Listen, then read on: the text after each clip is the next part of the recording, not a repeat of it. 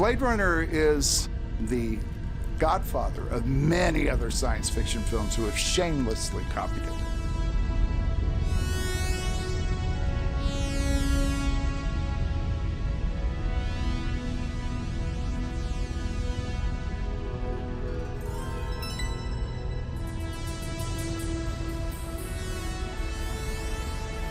The notion of Blade Runner as science fiction, I think, is less and less true. It's evolved from science fiction into some kind of reality.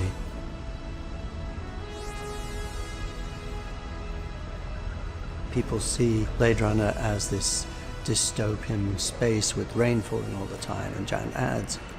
But I think Blade Runner got it exactly right. Honestly, the tone of Blade Runner, you could walk out into the street in Los Angeles. Blade Runner 2019 is Los Angeles 2019.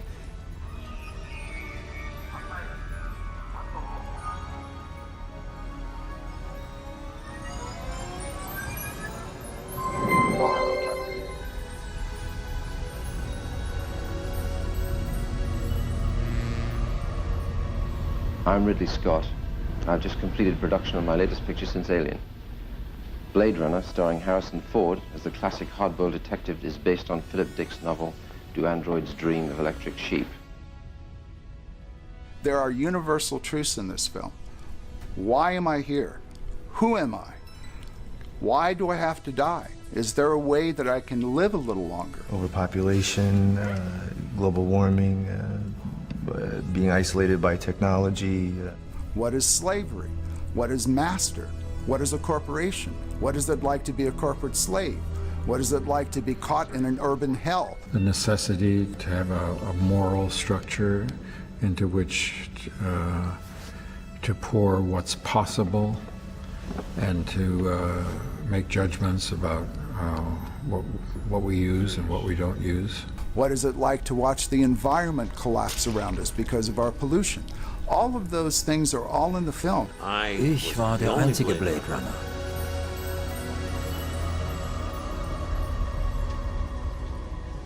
And this thing really worked. This became a symbol of, you show these to anybody that's ever seen the movie and they immediately know what you're talking about.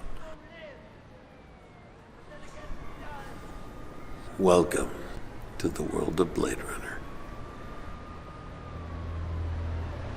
Blade Runner. Yeah. I seen the latest version. Is it filmed here, was it? It was shot here, in the old version. In Bradbury Building. Wow, that's very cool. I'm just visiting LA and I just found a photo of this and it's beautiful. It's Instagrammable, you know? Blade Runner is a huge influence, obviously. I've seen it multiple times in multiple versions, and I keep returning to it as inspiration for spaces and urban structures.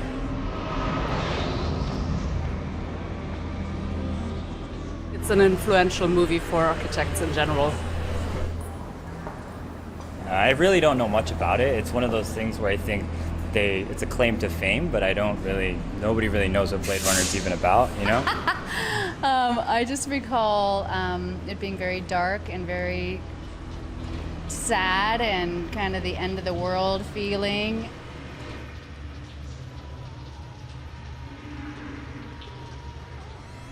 Los Angeles in 1980 was a very different place. There was much less development. There weren't all of these modern buildings in downtown Los Angeles. And to some extent, the disparity of rich and poor is so much more deeply embedded now in Los Angeles. Compared to 1980, there are people holding down 3 jobs who live on the street now because they cannot make enough money to live in a house.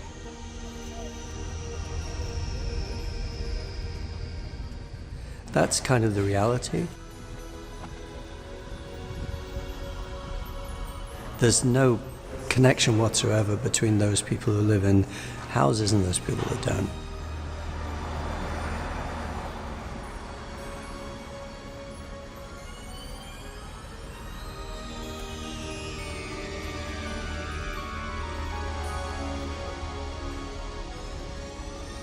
That juxtaposition is really hard to understand.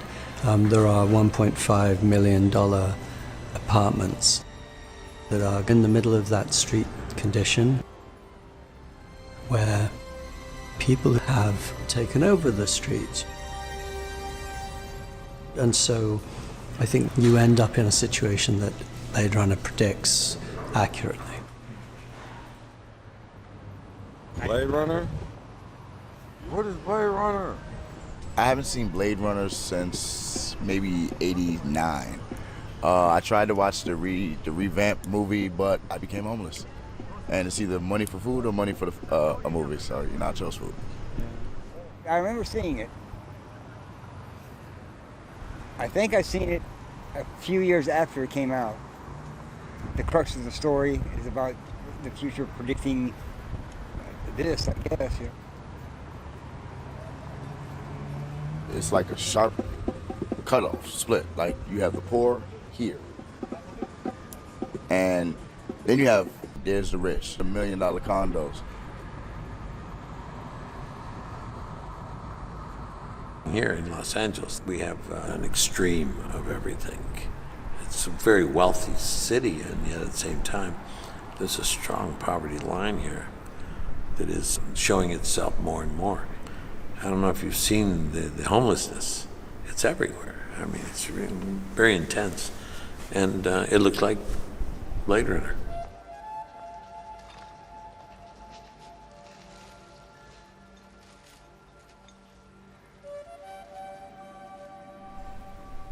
If that were really our world now, 2019, the way it was in the film, my God, it'd be a nightmare out there. And maybe in some places it is.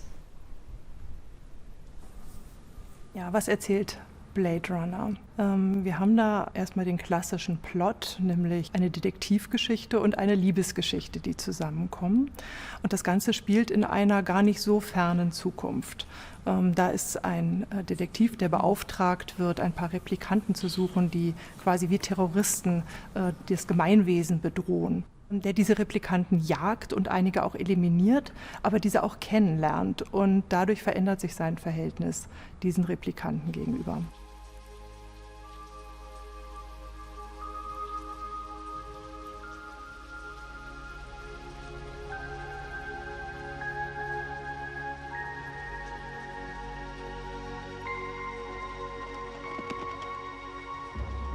When we set out to do this film, we decided to there was a taboo word, but I may as well use the taboo word. The word was android.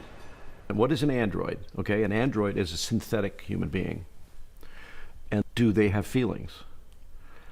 And do they dream? And what do they dream of that's different from what we would dream of? An android may actually be flesh and blood, genetically structured, okay? So we simply decided to not use the word because it's been overused and misused. And so we developed our own word, which is the word replicant. And the question posed in Blade Runner is this mystery of what it means to be human. The phenomenon about Blade Runner is that the significance of replicants taking over as the workforce. We're in a time now where replicants take over all the jobs, and it was basically predicted then already. You go to Amazon and the people that are packing all the stuff are robots. Nun ist es eigentlich auffällig, seit den 80er Jahren, seit Blade Runner, gibt es im Grunde nur noch Dystopien. Das heißt, unser Bild der Zukunft ist offensichtlich recht negativ. I love to work with illustrators and storyboard artists and really the best production designers I can lay my hands on, because that's where the fun is. And that's when you start firing off an idea and then they fire back. Sid is this wonderful combination of artist and practitioner and sociologist. He can talk for hours about the logic of urban planning, urban decay, and sociological decay and disorder.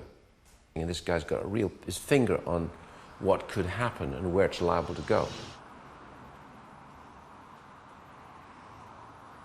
Im Abspann gibt es einen ganz besonderen Credit, nämlich den Visual Futurist Sid Mead, der die Vision dieser Stadt eigentlich entworfen hat, der wunderbare Zeichnungen angefertigt hat, die die ganze Tonlage des Films eigentlich vorgeben. I had a meeting with Ridley Scott, and the first thing Ridley said to me was, he said, this is not going to be clean and white and pure. Weiß zum Beispiel, das ist die Farbe für die Zukunft in den 70er Jahren. Das ist das Cleane, das Saubere und das zukünftige, die glatten Oberflächen. But for the movie, they wanted something different. Ridley wanted to make a noir science fiction film. The trick to doing the future is that you have to have a recognition trigger so that people watching it know what you're up to. Then they say, oh, that looks sort of familiar with, okay, then they'll buy all the rest. Wenn wir an diesen Film Noir der 40er Jahre gerade denken, 30er, 40er Jahre, das ist natürlich geprägt von Licht und Schatten, vor allem aber von Schatten.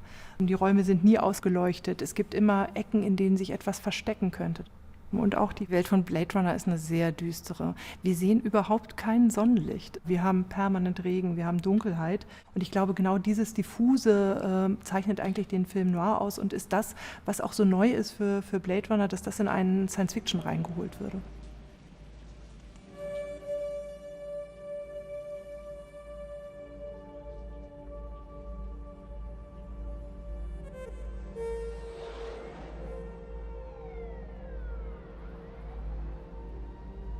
Ich glaube, ganz wichtig auch für die Zeit war der Soundtrack von Vangelis. Das ist auch was ganz Neues eigentlich, dass man mit diesen Elektro-Sounds arbeitet. Da ist er ja wirklich auch ein Pionier und das gehört auch sozusagen zu dem Kultfaktor von Blade Runner dazu. Ridley did all the scenes, big city scenes. He put huge theater speakers on top of the buildings, 15 on each side of the street. Up on top, and blasted this Vangelis music onto the scene. So when he said action, and the spinners started to fly, and all the streets, all the people were moving, you heard the exact sound score, the soundtrack that you were listening to when you were watching the movie, so that everybody was in tune with it. My major treasure. This is the stereo Dolby soundtrack of Vangelis' music, Dolby Tails Out 3M. Vangelis was monumental to the understanding of this movie because it's an audio-visual event. Track 45 left. Stop. He will sit and watch every frame and cue off a frame, cue off an expression of the actor. He doesn't just lay on score and say, well, that works. He goes through everything. He thinks himself into the film. Give me a hard copy right there.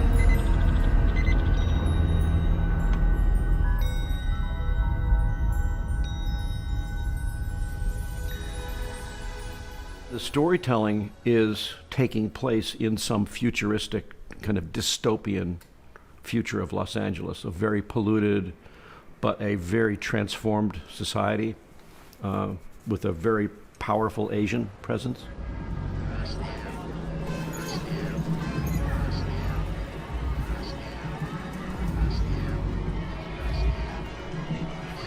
Ridley and I, we both had that feeling of wanting to really understand the cultural dynamic of the world in 2019. And of course, we did the movie in 1980.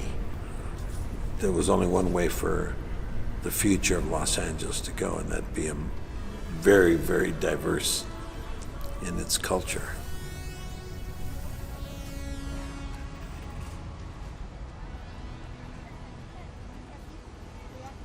I introduced Eddie Olmos to Ridley. I said, you know, I saw him in Zoot Suit, and I think he would make a great Gaff. And he auditioned with Ridley and had already formulated his own language. So he was amazing. He already had the blue eyes to show the multi-ethnicity of the character. The guy spoke Hungarian, Japanese, he spoke German, he spoke French, he spoke Vietnamese, he spoke Spanish, English. I ended up creating City Speak, combination of 10 different languages. Got the wrong guy, pal. Lo-fa, negochma. Devaja Blade Runner. He say you Blade Runner. The Hungarian stuff is really probably the most memorable. Lo-fost, nehochmar, devaja Blade Runner. And it means big horse dick. You are the Blade Runner. When they actually saw the movie in Hungary, the place went wild.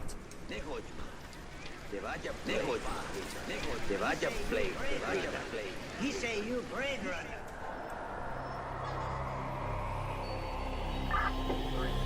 Yeah, it showed in Blade Runner that we had destroyed the planet and that everyone had to live inside of the disaster that we had created, especially when it came to the air and to the condition of the planet. It was constantly dark and you couldn't see the sun. And it was honestly raining acid rain. Whatever the backstory is, whether it's a nuclear disaster or global disaster, climate disaster, you end up in a situation that Blade Runner predicts. The heat and extreme climate change and then rising water level, sea level are going to be real. We all live in the kind of fantasy world of it's just a phase, we'll get through it. There's not going to be a optimistic, a future that we are going to sort of live in. There's going to be a future that we survive in. Our children, our children's children are going to be impacted disastrously by our behavior. There's no way out. That's the vision of the future that we told in 1982. It was so revolutionary, and the visuals were so astute and remarkable and unrealized by anybody else but Ridley and Sid Mead. It predicted a future that we're now in with an unbelievable insight. My task was to come up with ideas for the vehicles first, because they would take the longest to create. So we had the spinner, we had the taxi, we had the Sebastian's truck, we had the people's car. I presented Ridley with the ideas of my vehicles in situ, in the ambiance in which they would probably be used in the story, and he liked that very much. And he appreciated the fact that I understood what he was after in terms of this rough, scruffy, glaring visual mood. And so I painted my way into the rest of the movie. So Sid Mead was really a principally important designer of the look of Blade Runner, that kind of hybrid of the old and the new connected to itself, that the old was the lower floors and the new was the upper floors, and seamlessly blending those all together was part of the magic of Blade Runner. The cityscape I did for Blade Runner was essentially a composite of these very tall structures, 3,000 feet, and the pyramid base was really to get in and out of these towers. And maybe 60 floors above the street, you have a interchange lobby, and from there the tower goes up.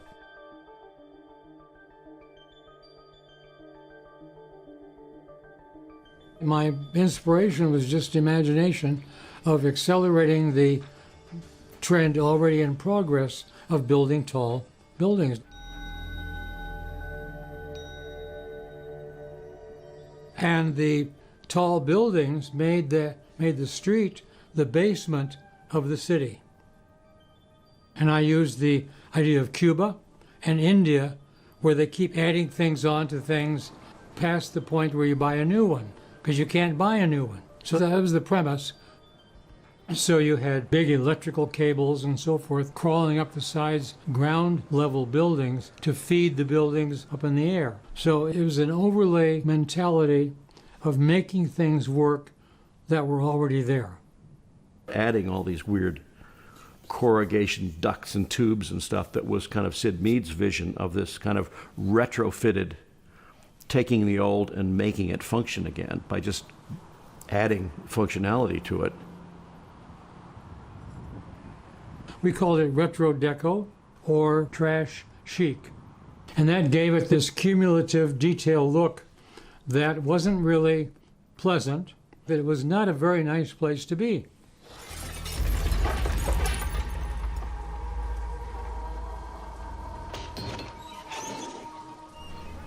Nach 82 konnte keiner mehr so Science-Fiction-Filme drehen wie vorher. Keiner konnte plötzlich mehr zu diesen völlig überstrahlten, hellen, glücklichen Zeiten zurückkehren, sondern wir waren jetzt wirklich im düsteren Science-Fiction-Dystopie-Universum angekommen und das wurde vielfach zitiert. Also denken wir an Filme wie Dark City oder so. Es wird immer noch düsterer. Wir haben aber natürlich auch das fliegende Auto und ich meine, das ist einfach ein Meilenstein. Bei Blade Runner sind es diese fantastischen Spinner-Fahrzeuge, die natürlich bis heute letztlich auch die Autoindustrie beeinflussen. Well, the Spinner is a helicopter. It was an innovative way of thinking of a vehicle that could be flown in the air, driven on the street, and you could see all around, gave you 360-degree visibility, pretty much. And it's now a reference I use over and over again for something that seemed to be impossible in the film. You know, flying cars, right? We're 5 years away from flying cars existing. You know, one of the huge issues is how do you intersect the old world and the new world?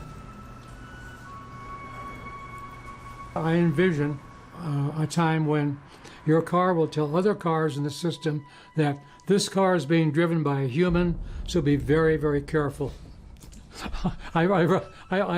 I'm serious. Self-driving cars that are miraculous in some way, and then suddenly something happens and some glitch and the switches happen and the software goes bad and suddenly you're dead.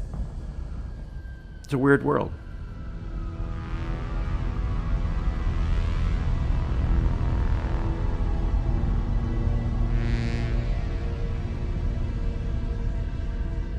Gleich die Eröffnungssequenz, wenn wir uns Blade Runner angucken, die Hades-Architektur. Wir sehen diese Schlote, aus denen es herausdampft, herausfeuert, herausbrennt. Also wir haben das Gefühl, das ist eine Maschine eigentlich, wovon diese Gesellschaft lebt. Dass man in dieser Zukunftswelt ist und doch noch so einen starken Anklang an Industrie auch hat. Also das wirkt dann fast wie Anfang des 20. Jahrhunderts. I grew up in Los Angeles when the smog was really bad, when I was choking. I was trying to go to school and I couldn't ride my bike.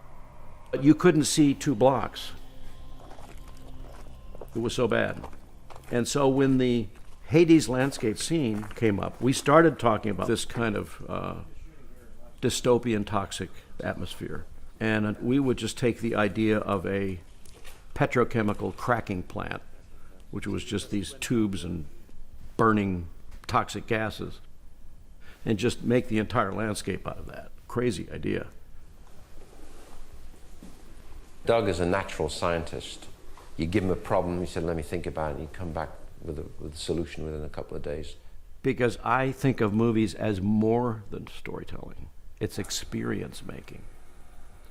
And it's that experience making quality of transporting the audience to space or transporting the audience to a dystopian environment that has to be credible and beautiful, ugly beautiful, and it has to be believable. The process of making the Hades landscape is a series of steps. We took silhouettes that we could put light behind before the next silhouette, before the next silhouette, before the next silhouette. But then there's smoke between it and the next object, and if you light up the smoke between the two, you get these layers. That's a very old theatrical idea, what we call forced perspective. We could take that idea and apply it to this landscape and make it look like it's miles in the distance.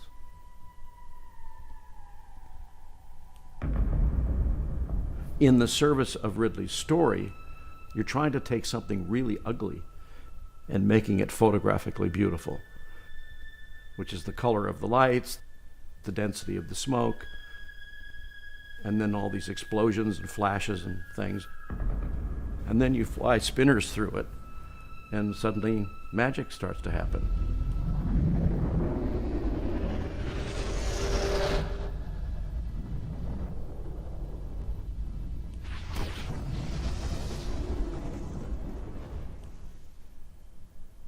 Ridley Scott's visual inspirations for Blade Runner were numerous, but they were certainly buttressed by Fritz Lang's masterpiece, Metropolis, which still is an incredible achievement, and in a sense was the film that, in its way, set up Blade Runner, because you've never seen a Metropolis like a Metropolis.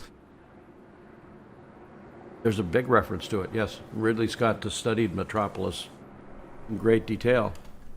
It's really interesting to watch and know Blade Runner and then look at Metropolis again. Es fängt natürlich an bei der vertikalen Stadt, bei den Hochhäusern und auch in der Mitte dieses zentrale Gebäude, bei Metropolis der Turm zu Babel, und bei Blade Runner ist es eben dieses Tyrell Corporation Gebäude, was aussieht wie eine Pyramide.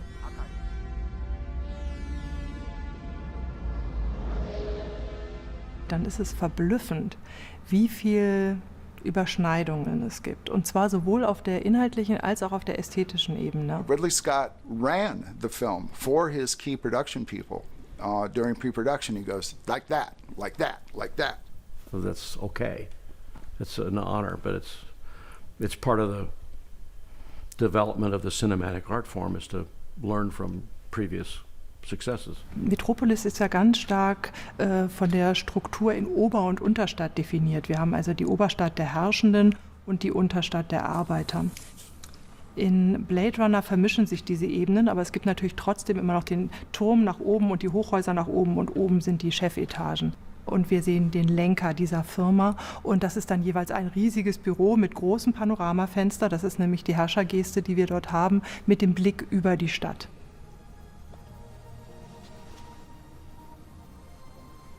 In beiden Filmen haben wir eigentlich die Situation, dass Konzerne diesen Staat, diese Stadt dominieren und lenken.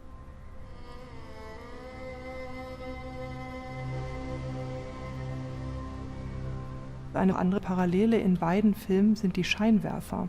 Im Grunde wie Flakscheinwerfer. Die wandern dann über die Gebäude, über die Häuser. Das ist die Art von Licht in der Nacht, und das hat natürlich auch wieder ganz stark was von Geheimpolizei, von Überwachung. Und diese Art von Scheinwerferkegeln, die finden wir in Blade Runner auch wieder.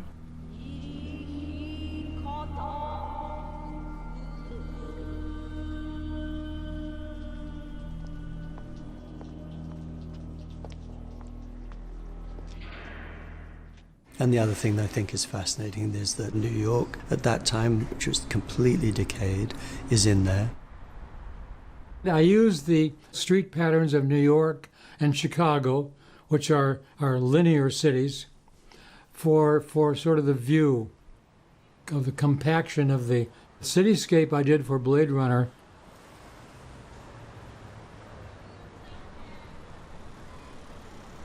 Fritz Lang wurde ganz stark für Metropolis durch seinen Eindruck in New York inspiriert, als er da das erste Mal die Hochhäuser gesehen hat. Und insbesondere an der Wall Street hat er auch Fotos aufgenommen und hat dann Kettelhut und Hunte gebeten, baut mir eine Stadt, die aussieht wie im Grunde New York. Erich Kettelhut und Otto Hunte kreieren einen sensationellen Look, und zwar mit verschiedensten Techniken, zum Teil mit Matte Paintings, zum Teil mit Modellen, zum Teil mit riesigen Bauten. Und auch das etwas, was man dann bei Blade Runner wiederfindet, auch da mit Modellen. Und diese pyramidale Form, das ist nämlich der Tyrell Tower. Und auch Sid Mead hat natürlich zum Teil mit Entwürfen ähnlich wie Matte Paintings gearbeitet, um so bestimmte Stadtkulissen erstehen zu lassen. Man muss ja immer wieder sagen, Metropolis war damals ein Flop. Der Film ist erstmal total durchgefallen. Und, das ist ja das Verblüffende, selbst Blade Runner ist ja in den USA zunächst nicht sehr erfolgreich gewesen. We all hoped that it would be that year's Academy Award-winning film. I was devastated that it wasn't better received, you know, but people were walking out and the reviews were not that great. I felt like I was giving birth in public, you know, I'd spent so much of my life on that film and it was so close to me. So it was a very painful experience. Das heißt, es sind beides Filme, die eigentlich ihrer Zeit voraus waren und dann erst etwas später im Grunde erkannt wurden und gewürdigt wurden und dann, wie gesagt, ästhetisch einfach eine ganze Linie begründet haben und fortgeschrieben haben. I didn't know anyone in LA, and they didn't know me, which is worse. So the process of saying, no, I don't want it that way, I want it that way, took longer. And that's how we got behind. He was kind of new to the U.S. film industry, and he brought to the movie a style and a mood that was a number of things. It was dense atmosphere, which meant a lot of smoke. That annoys everybody on the set. Dripping rain annoys everybody on the set. Working all night annoys everybody on the set. And so one of the problems that was going on during the production of this film was a kind of a crew-wide antagonism to this new British director, trying to tell them how to do all these weird lighting effects and atmospheric things.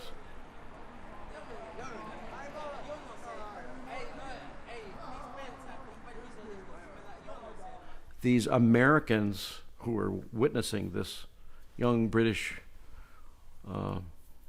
enfant terrible making his movie and saying, why is this flickering? Why do we have to do this? Well, hell, it looks great.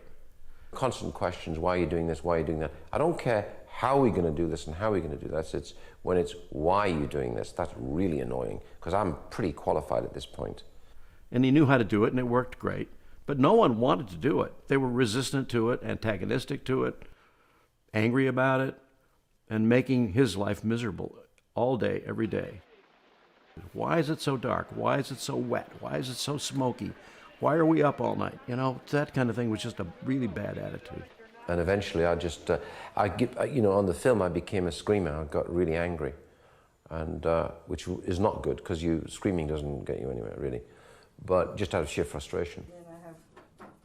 Ridley did an interview with a British newspaper called The Guardian, and they were asking him about the experience of working in America for the first time and how he felt about American crews.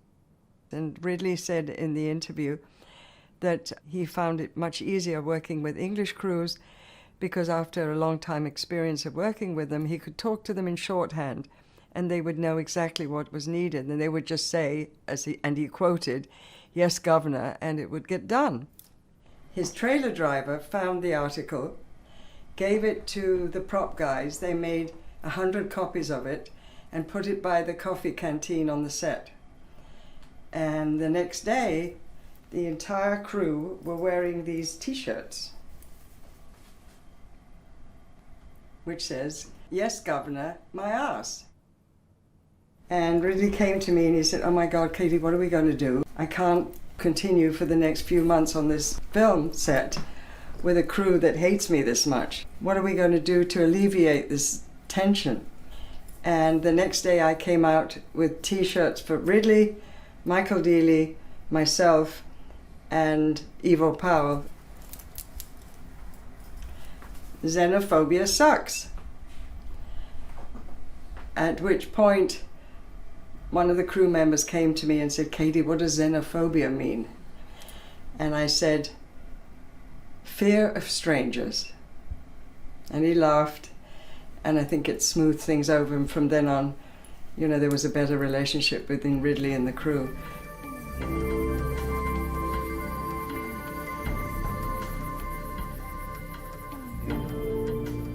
On all his prior movies, which included The Duelist and Alien, that were shot in England, Ridley Scott was always the camera operator. So he was always used to seeing, his actors perform through the viewfinder. When he came to Hollywood, he was met with the unfortunate situation that the guilds, especially the Directors Guild and the Cinematographers Guild, wouldn't allow the director to operate the camera. So this was the only way he could do it here in LA. Ridley watched the actors performing on video assist so that he could see exactly what was happening as if through the eye of the camera. It caused a major rift between Harrison and Ridley, because Harrison, who had been so used to working with directors that were very hands-on, like Spielberg and Lucas, all of a sudden the director wasn't there to give him guidance, or at least to appreciate or confirm that he was doing it right. That created a really strong distance between them. I'm not one given then to spending a lot of time on explanation and stroking, right? I've got too much to do, you know, to get what I want, because I have a performance as well. I'd spent a year with Blade Runner. I knew it inside out. And all that Harrison had to do was trust me. And, but Harrison's not used to working that way. Their relationship during the filming of the original was very tense. They simply did not click. One of the great directors of the world, one of the great film stars of the world. They are both extreme perfectionists. It's fair to say that Harrison and I were nearly always quarreling. And I think I lay that down partly at my feet, partly to do with the fact that I think I was so used to getting my own way. There was a period of time when they were not happy with each other, but within a year, by 1983, they were on friendly terms again. And I think he was awfully good in the movie. And I still think he doesn't talk about it, which is a great pity, because I still believe it's one of his best films. Harrison Ford, the man who is out to track down the replicants, is in fact a replicant himself. That's not immediately apparent, but that's what makes the movie work. Harrison Ford, who really didn't like that idea. He was not a big fan of him being a replicant because he says, I never played it like a replicant. There was a bit of contest between Ridley and I over whether or not Deckard, the character I played, was a replicant or not, and Ridley preserved his options, and he did at the end indicate with one little bit of origami that Deckard may in fact be a replicant. For myself, I felt that it was important for the audience to have a human representation on screen that they could identify with. So I resisted the idea of being a replicant, I suppose, as a replicant would. Ridley said, that's why we didn't tell you, because we didn't want you to play a replicant, we wanted you to play Deckard. Ridley wanted to have all these different sides to Harrison. That he would look like a decent guy, that he would look like a terrible guy, a user, a loser. He wanted Harrison to look like a coward. Does try to exploit me. Who do I go to about it? Me? You're a dedicated man. Try me. Die Figur von Harrison Ford ist sicher sehr interessant. Sie war für das Publikum damals garantiert überraschend, wenn nicht verstörend. Sie kannten ihn vor allem als Han Solo, das hatte ihn zum Star gemacht mit Star Wars und da ist er ja sehr lässig, er hat immer einen lockeren Spruch. Und bei Blade Runner erleben wir ihn jetzt als Nachfahren von Philip Marlowe in der Manier von Humphrey Bogart oder anderen Film-Noir-Helden, als depressiven Lonely Hero mit Glas in der Hand, der auch nicht immer weiter weiß. Das ist natürlich auch eine Art von Anti-Held eigentlich, an die man sich auch erstmal gewöhnen musste. He came across as quite a clown.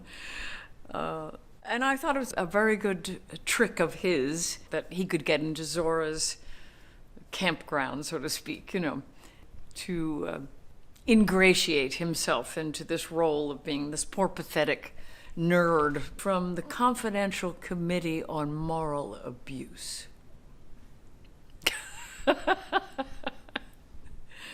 You can tell by the look on my face that I have now glocked him and I know that he's coming after me. Because the replicants at this point are very aware that they're going to be killed. And then the male in me came out. And it didn't matter whether I was nude or not. I was a man starting to fight for my life. I was no longer a female. You know, once that switch came, I appeared to be just a ball of fire, a ball of energy. She's running for her life. She's reaching for every single second that she has left, and you can feel the breath going out of me. You can feel the end of my life. So you root for her. That's very sad.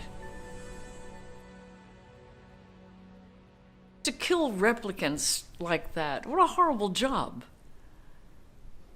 You know, to get paid to go out and shoot people because they're replicants, they're off-world, so what? They're just trying to live. Well, Blade Runner, because of Philip K. Dick's mentality, writing the story that it was adapted from, it had a very strong moralistic message of how we treat people. Now, the androids, or the replicants, they were disposable. Well, if you think about it, war and conflict treats people as disposable items in the conflict. It's a very nasty way to think about it, but that's true. I thought, I have to make her more human than human. It couldn't just be a machine with flesh over the top of it. I wanted you to feel for her. I tell you, I watch that scene where I run through the glass and I'm shot in the back. I cry every time I see it. And I've seen that film probably 30 times, and I really cry.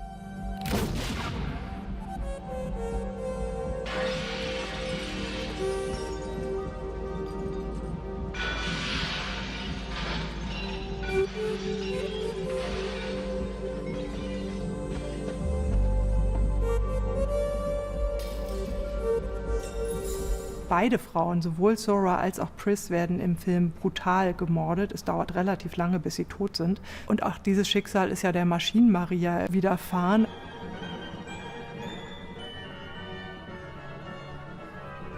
Das heißt, diese Rebellin ist so bedrohlich, dass man sie komplett auslöschen muss. Und da muss man sagen, in beiden Filmen sind die Frauenfiguren eigentlich reine Männerprojektionen.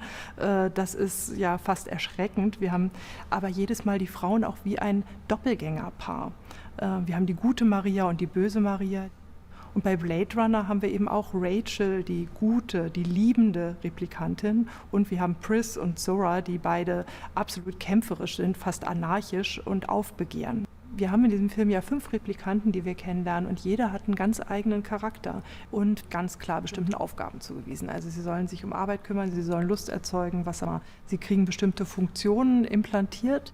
Das heißt, sie können ihre Arbeit vermutlich besser machen, wenn sie etwas mehr Bewusstsein haben. Aber sie sollen natürlich weiterhin in dieser Sklavenposition verharren. Es ist eigentlich eine klassische KI-Diskussion, die man da hat. Wie viel Bewusstsein billigt man diesen Replikanten, also genetischen Replikationen, denn zu? Das ist eine Frage, die wir heute natürlich noch genauso haben.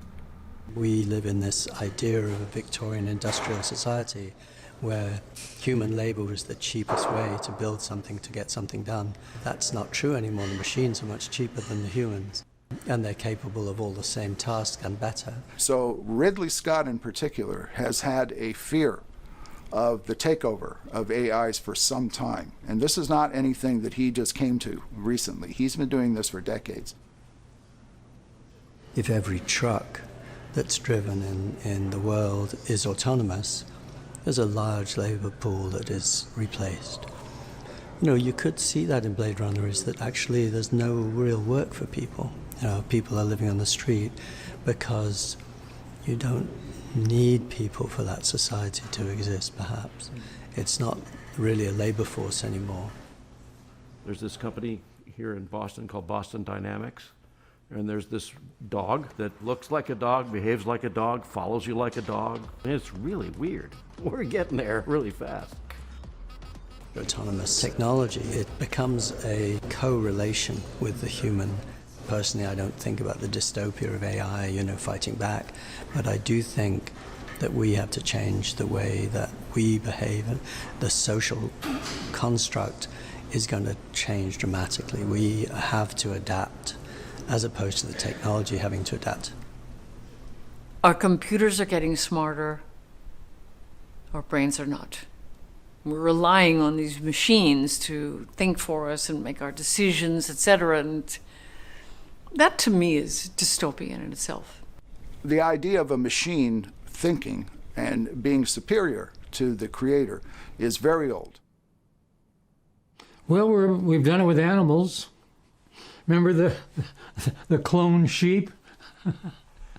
And even in Blade Runner, Tyrell, when he's talking to Batty, He says, well, we tried, and what happens is that we get into a loop that destroys itself, and so 4 years is all you've got. You were made as well as we could make you, but not to last. The light that burns twice as bright burns half as long, and you have burned so very, very brightly, Roy. I think in the future, if we can make new versions of ourselves, of course, nature's been doing that for millions of years. We're just speeding it up, and we don't know yet whether that's a good idea or a bad idea. We don't know. Oh, you better pay attention when that unicorn image comes up. It placed this, which is a unicorn, which is an indicator of what Deckard's dream was all about. And he looks at the thing and he looks at Rachel, and then the doors close. And that's how the movie was supposed to end. And it was the realization, Deckard and the audience realized at that precise moment that Deckard was a replicant, and that I was the only Blade Runner, and that I was coming after him. And I left the little unicorn.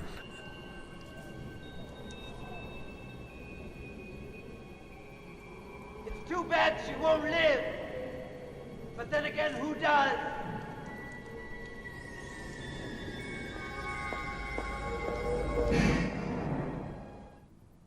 The eternal question on Blade Runner is how many versions have been released and why? The original theatrical cut is the one that came out in 1982 in America, which had the voiceover and the so-called happy ending, which was put on at the last second, where suddenly you're in a forest and everything is wonderful and Rachel's not going to die. Gaff had been there and let her live. 4 years, he figured. He was wrong. Tyrell had told me Rachel was special, no termination date. I didn't know how long we'd have together. Who does? That was all a last-minute fix to try to get audience reactions back up to where the filmmakers thought they needed to be. Big mistake.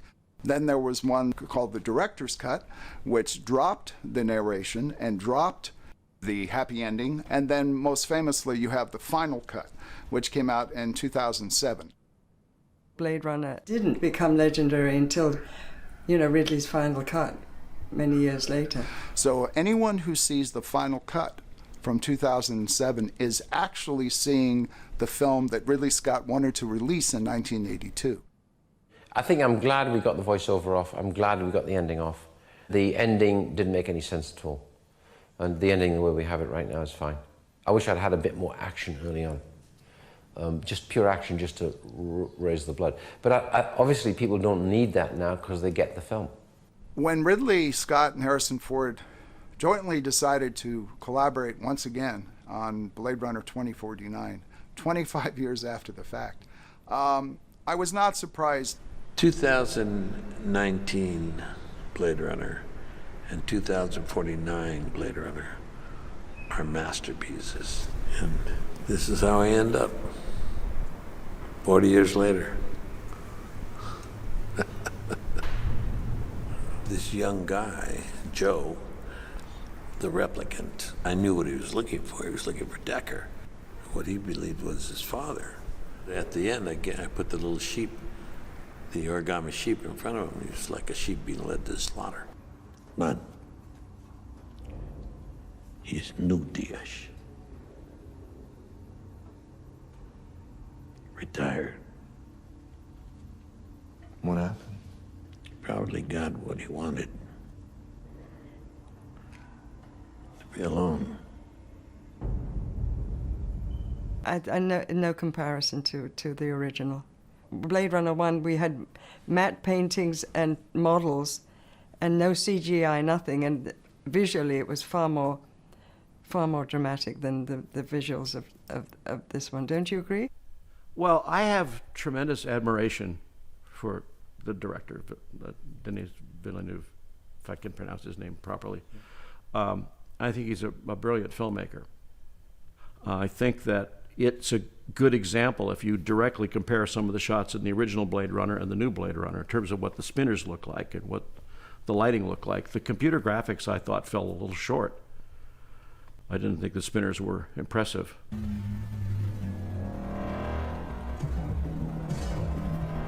There's kind of a drab grayness to everything as a choice. They had a whole city back there for the sequel, and then they kept making the atmosphere denser and denser and denser in iterations on the shots, to the point where what's in the movie, there's no city at all. It's just gray, you know, smog or whatever.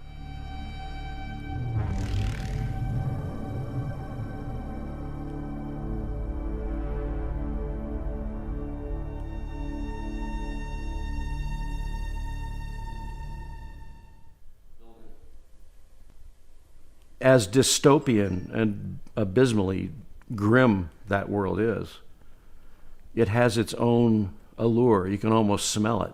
Or that pollution and that wetness and that darkness and the violence of it all and the oeuvre of the whole thing is so profound. And it has its own beauty.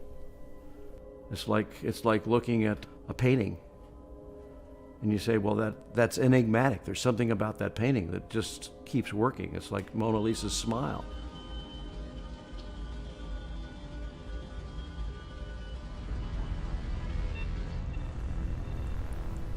There are very few films that come together like this one. It just wasn't seen initially, and now there will be waves of it, but it will never die.